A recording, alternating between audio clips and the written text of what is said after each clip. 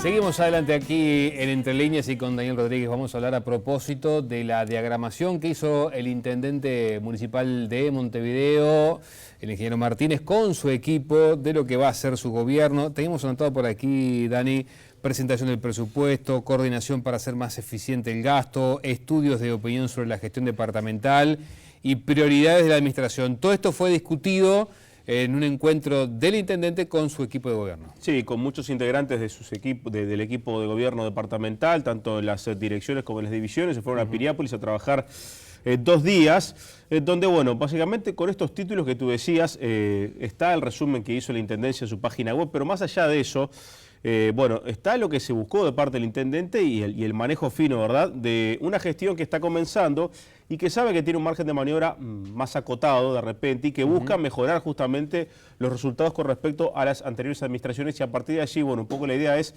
aceitar el funcionamiento del equipo para lo que se viene. Sí, lo que quiere el intendente es, digamos, mayor coordinación dentro del propio gabinete, ¿no? Que se complementen en el trabajo. Exactamente. Una de las cosas que se constató de las administraciones anteriores es que de repente había poca coordinación entre algunas divisiones. Estas cosas siempre generan polémica, pero bueno, se entiende que esto estaba pasando y que hay que evitarlo. ¿Cómo? Bueno, con la idea de que todos se involucren y conozcan las tareas de las diferentes divisiones y logren también aceitar justamente la coordinación para hacer que el gasto sea más efectivo y que las funciones de la Intendencia sean más efectivas, más eficientes. A ver, y los ejemplos que se ponen y que nos explicaban son muy sencillos. Por ejemplo, en tareas en la calle, cuando hay que arreglar una columna de alumbrado, bueno, si hay que hablar con la parte de arbolado, por un tema de poda, bueno, que esas cosas funcionen mejor, que parece que debería ser lo normal y por ahí no es lo que ocurre, ¿verdad? Claro. Cuando hay reparaciones en las calles. Y esto a veces lo que pasa es que a falta de coordinación, una división comienza a hacer algún arreglo, alguna obra, y de repente afecta una instancia de otra, y bueno, y ahí se multiplica el gasto o se demora más tiempo en resolver el problema. Claro, y acá surgió, o de este tema también surgió la necesidad de lograr una mayor coordinación también con empresas públicas o con organismos del Poder Ejecutivo, ¿no? Exactamente. A ver, por ejemplo, en el tema de coordinación ya se comenzó a trabajar con el Poder Ejecutivo y uno de los ejemplos es el trabajo con el CODICEN para generar esta campaña que ya informamos aquí en Entre Líneas de información ambiental. Se busca que haya una campaña de fuerte impacto que comience a partir de los centros educativos, pero que se extienda a toda la población para mejorar la conducta con respecto a la limpieza, ¿verdad? Y que la gente colabore en lo que es una tarea que obviamente la Intendencia tiene que hacer también y que es la de limpieza de la ciudad. Por ejemplo, con empresas públicas, ¿qué ejemplo se pone? Que en breve se está presentando los taxis eléctricos. Es verdad. Sí, que es una iniciativa que se hizo justamente tanto con UTE como también con el Ministerio de Industria y Energía. Ese tipo de cosas. Y obviamente también está la pregunta básica, bueno, ¿por qué si rompe UTE o rompe Antel para alguna obra, alguna instalación, no se puede coordinar para que se rompa una sola vez? Se rompa una sola vez, claro. y se arregle rápido, porque después empieza el tema, bueno, ¿y quién se hace cargo de esto? ¿La empresa privada contratada? ¿Es la Intendencia? Bueno, cosas de esas que hacen justamente al manejo de los servicios y que se resuelvan de la mejor manera. Hablábamos de prioridades, pero claramente estas están atadas a lo que va a ser la elaboración del presupuesto, ¿no? Claro, sobre números reales o qué porción de la torta presupuestal va para cada área, no se quiso informar. Todavía esto va a estar en la mesa del intendente, del secretario general Fernando Oropich y sobre todo de las direcciones de recursos humanos y también de recursos financieros para elaborar justamente los énfasis del presupuesto, donde estará concentrado el mayor esfuerzo. Recordemos que el proceso implica presentar el proyecto a la Junta Departamental, seguramente se apruebe en febrero, y a partir de allí la Intendencia de Martínez comienza a funcionar con su presupuesto, ¿sí? Con sus herramientas para la gestión. Obviamente no hubo sorpresas en cuanto a cuáles son las prioridades, limpieza y transporte, esto también ya se había dicho bastante, pero no solamente pasa por juntar la basura o que los ómnibus pasen en hora y que el servicio sea eficiente, pasa también por políticas amplias en materia de medio ambiente y movilidad, ya sea mejorar el sistema de contenedores y el entorno de los contenedores, que no se junte basura allí, que eso también genera una ayuda a lo que es la limpieza, y también gestiones de corto plazo, por ejemplo en movilidad, el tema de buena iluminación en espacios públicos, en las calles más transitadas, para que la gente tenga buen resguardo en las paradas, ese tipo de cuestiones que también hacen a estas grandes prioridades. Cuando se hizo el análisis de la opinión pública de determinados temas, hubo alguna que otra sorpresa en el equipo, ¿no? Bueno, lo que se analizó fueron estudios de equipos Mori, sobre todo vinculados anterior a esta gestión, ¿verdad? Pero bueno, un poco con cómo opinaba la gente con respecto a Montevideo para tener una composición de lugar.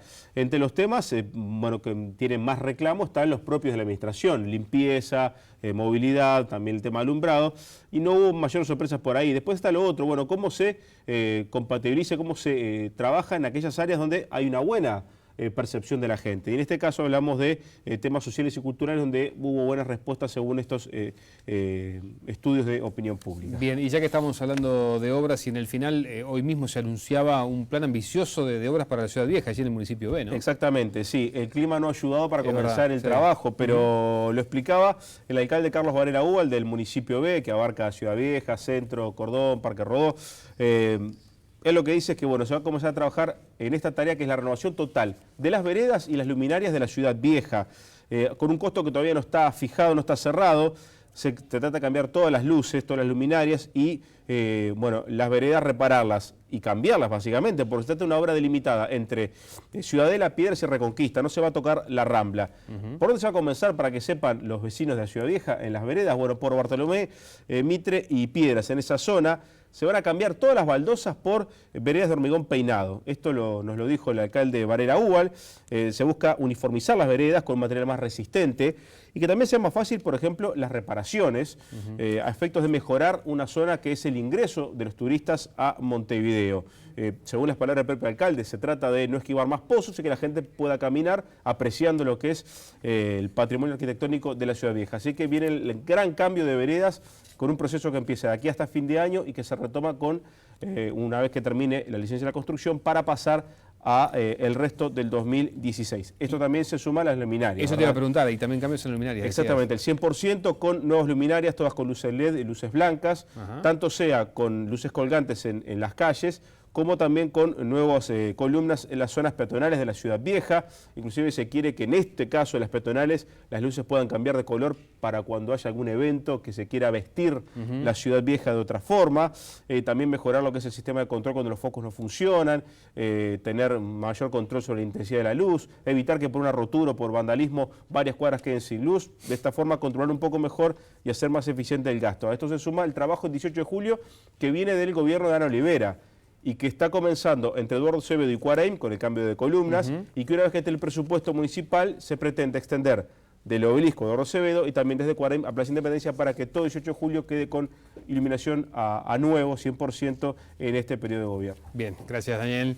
Le doy paso ahora rapidito a Daniel Tegaldo. Bien, gracias Alfredo, y como habíamos prometido ya estamos con el doctor Juan Faropa. Hay muchos temas arriba de la mesa, pero algunos que han tenido una trascendencia periodística, informativa en las últimas horas, que ha despertado distintas voces a nivel político, a nivel de organizaciones sociales, a nivel de la Institución Nacional de Derechos Humanos. Gracias por acompañarnos esta noche, Faropa. No, muchas gracias a ustedes. Bueno, lo primero, obviamente se está sustanciando a nivel judicial esto que vimos todos en los videos allí en el Hogar Ceprilli. Será cuestión del presumario, obviamente, y del trabajo que se está haciendo en esa instancia. Ahora, ustedes, más allá de lo que se está sustanciando a nivel judicial, ustedes 2 o 3 días después de lo que pasó, estuvieron allí en el Ceprilli. ¿Qué pudieron recabar? Bueno, nosotros, dentro de lo que se puede informar, porque los resultados de los informes de inspección que hace la Institución de Derechos Humanos, cuando actúa como mecanismo nacional de prevención de la tortura, se manejan con cierta reserva hasta que se puedan comunicar con las autoridades. Lo que hizo la institución cuando toma conocimiento de este video, que además fue a través de Canal 10 que nos llegó la información, inmediatamente hablamos con las autoridades del CIRPA y del INAU y nos confirmaron que habían presentado la denuncia penal. Lo que hace la institución ese mismo día, a última hora, ya estaba cerrando el juzgado prácticamente, es poner al juzgado en antecedentes de datos complementarios. O sea, la denuncia nuestra no tiene nada que ver con la del video, con los hechos del video, mejor dicho, está relacionada, pero no es materialmente con el video, sino que se le informó al juzgado actuante, mire, nosotros un poco antes del día que se filmó este video, habíamos realizado una visita sorpresiva al Ceprilli, como se hace, interrogamos a varios internos, nos hablaron de una golpiza, algunos mostraron pérdida de piezas dentales, etc. Y bueno, se hizo un relevamiento fotográfico como se estila, y ese informe se le estaba ya transmitiendo a las autoridades del CIRPA y del INAU, con quien quiero decir que la institución tiene un diálogo permanente y positivo, en el entendido de que nosotros creemos firmemente que la Institución Nacional de Derechos Humanos no está aquí para buscar errores y sancionar, sí cometer su función cuando es el caso, pero la principal función que tenemos es la de ayudar al Estado a que cumpla sus obligaciones. Claro, decía Belomo por estas horas, director del CIRPA, que este tipo de situaciones son habituales en estos hogares de internación, que es una práctica habitual que Sí. hay que cambiar y cortar, obviamente. ¿Qué piensan ustedes sobre esto? Bueno, yo desde que trabajo en estos temas y luego también por mi trabajo en estos temas, por haber leído la situación de los adolescentes privados de libertad prácticamente desde principios de siglo. Hay una anécdota interesantísima. El primer uruguayo que escribe sobre la preocupación de los menores, como se les llamaba en esa época, infractores, es el doctor Washington Beltrán, que muere luego en duelo con don José Valle Ordóñez. Él hace su luna de miel en Europa, ve cómo funcionaban los hogares de niños y adolescentes, y ya en el 900 se estaba hablando de esta situación. De ahí en adelante, yo me atrevería a decir que no es mucho lo que ha cambiado. La diferencia que tenemos hoy es que tenemos un material gráfico contundente, porque se acuerda que en alguna oportunidad había salido ya alguna filmación tomada con un celular o algo de poca calidad, pero bueno, en este momento se tiene una visión de lo que sí realmente muchas veces pasa. Es verdad, perdóname, es verdad que la responsable de monitorear estas imágenes del video que vemos era una funcionaria que ya estaba procesada por abuso de funciones. Yo no le puedo asegurar que en este momento era así. Sí, que en el momento de este video específico. Que era ella, pero claro. sí en lo anterior. Sí, anteriormente, en una visita que realizó la institución, era ella la que monitoreaba las cámaras de seguridad. No da mucha seguridad eso, ¿no? Bueno, que una persona esté procesada es simplemente que se le inició un proceso penal y eso no viola el principio de presunción de inocencia que rige en la Constitución de la República. Habrá que aguardar a que la justicia determine su responsabilidad. ¿Y qué le parece que las cámaras, en este caso del CEPRIL, concretamente en 48 horas se borren? Eso es un tema técnico del cual realmente no me siento capacitado para opinar. Sé que tiene que ver muchas veces con el tema de la memoria, donde se pueden guardar imágenes digitalizadas, que hay algunos equipamientos que permiten guardar las imágenes más tiempo, otros menos tiempo. Es decir, no le puedo decir ni que sí ni que no, ni que haya mala intención en que se borren en las 48 horas. Tal vez lo que hay que, con algún técnico especializado en el tema, preguntarle si no se pueden cambiar por un sistema donde esa información se pueda preservar un poco más. Claro. Faropa, esto que vimos, ¿podría configurar, y lo que vieron ustedes anteriormente, podría configurar la tipificación de tortura? Bueno, la denuncia que presenta la institución hace referencia justamente a ese delito. Eso queda a criterio del juzgado, o sea, quien denuncia solamente pone los hechos en conocimiento del magistrado actuante. Nosotros, en esta oportunidad, la institución tiene facultades para denunciar penalmente, lo hicimos y se deja un comentario que podría ser una conducta tipificada en este tema. Es además una de las observaciones que ya la institución hizo con respecto a la reforma del Código Penal, respecto a la necesidad de que el delito de tortura se configure con más claridad en nuestro país, a los efectos que los jueces no tengan que hacer grandes interpretaciones sobre los hechos. ¿Y cómo interpreta cuando, por ejemplo, el presidente del sindicato del INAU, José López, dice que este tipo de procedimientos son los protocolos ya establecidos de intervención frente a lo que vimos? Bueno, a ver, después de haber visto lo que todos vimos, y un poco por mi experiencia de trabajo, o sea, en temas de seguridad, no como experto de seguridad, yo vengo del campo de los derechos humanos, y me meto en los temas de seguridad justamente para tratar que las políticas de seguridad sean compatibles con la vigencia de los derechos humanos.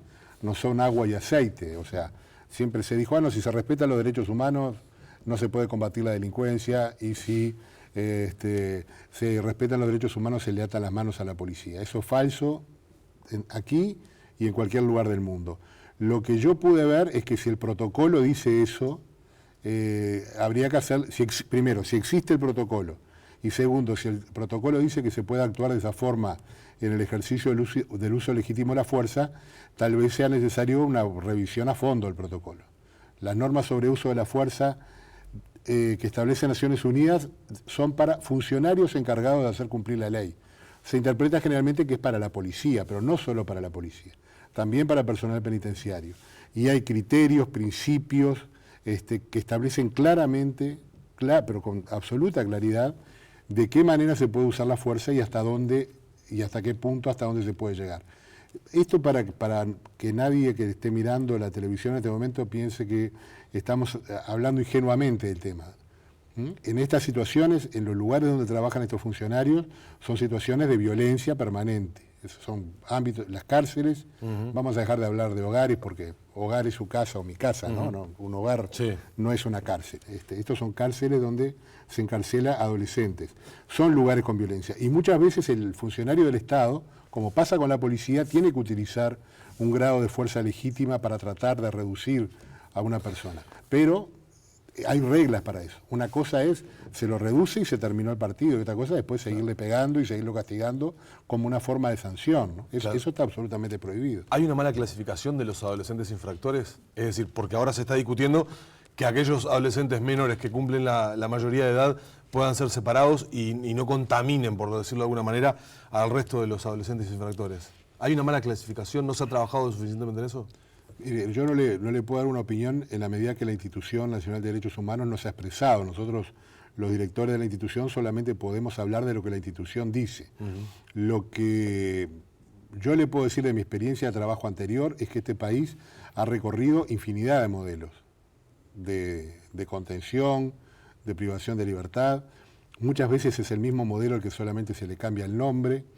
Y en definitiva de lo que se trata es buscar que la situación de encierro sea lo más humana posible. No pedir a un sistema carcelario que reeduque o que resocialice a nadie, porque, y esto sí es una opinión personal, la gente no se resocializa fuera de la sociedad. La privación de libertad es una medida, yo no soy abolicionista, perfecto, es una medida que está prevista en la legislación penal, pero es un castigo. O sea, la sociedad castiga privando de libertad a una persona que se aparta de las reglas de convivencia que esa sociedad se ha dado. Ahora, pretender que en ese ámbito una persona pueda, es posible que uno o dos que siempre se pone como excepción a la regla, pero el trabajo que es el que determina la suerte de una persona que estuvo privada de libertad y sale, es lo que pasa después que sale. Claro. Ahora, en este tipo de casos, ¿es viable un proyecto socioeducativo con lo que vimos? A ver, ¿no lo dejan entredicho? Yo lo que creo que es muy difícil un sistema socioeducativo en una situación de privación de libertad, exclusivamente. Puede haber mejores condiciones que humanicen la privación de libertad, que la persona tenga mejores lugares para el esparcimiento, para la lectura, para la educación, para el deporte, que no haya un encierro de 23 horas con un recreo de 1 hora. Por supuesto, pero eso es tratar más humanamente a la gente que está privada de libertad, que es una obligación del Estado, que la gente pague dentro de condición de humanidad. Ahora, que la cárcel o el sistema carcelario para adultos o para adolescentes en Noruega, en España, en Japón, en Chile, en Uruguay, en donde sea, reeduca o resocializa a alguien, en mi opinión personal, no, es una utopía, es un deseo. Todo lo queremos porque en el fondo la sociedad también entiende que algo estamos haciendo mal. Entonces, bueno, vamos acá y le damos un poco lo reseteamos, ¿no? Y sale mejor. No sale mejor. No quiero terminar de charlar con usted, preguntarle su opinión sobre la situación que se dio con el ciudadano sirio y su hijo, que fue detenido por falsificación de documentos al ingreso a nuestro país y que su hijo fue derivado a dependencias del INAU. Y todo lo que ha sucedido a partir de entonces. Se pagó la fianza, este ciudadano salió, pero hasta ahora, o por lo menos hasta hace pocos días, hasta hace pocas horas, no había logrado ese contacto con su hijo por situaciones de trámite, si se puede decir de alguna manera. ¿Cómo ha visto la institución esta situación? Bueno, la institución en este caso ha trabajado, por supuesto.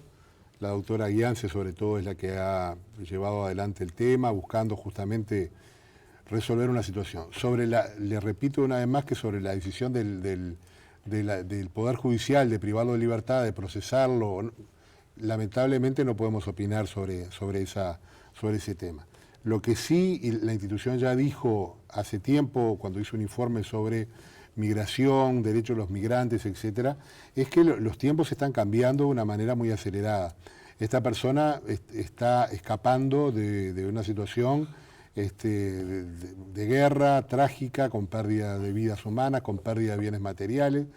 Entonces, muchas veces hay que ser muy cuidadoso cuando está frente a ese caso, porque en un caso como este es posible que haya un delito, ¿de acuerdo?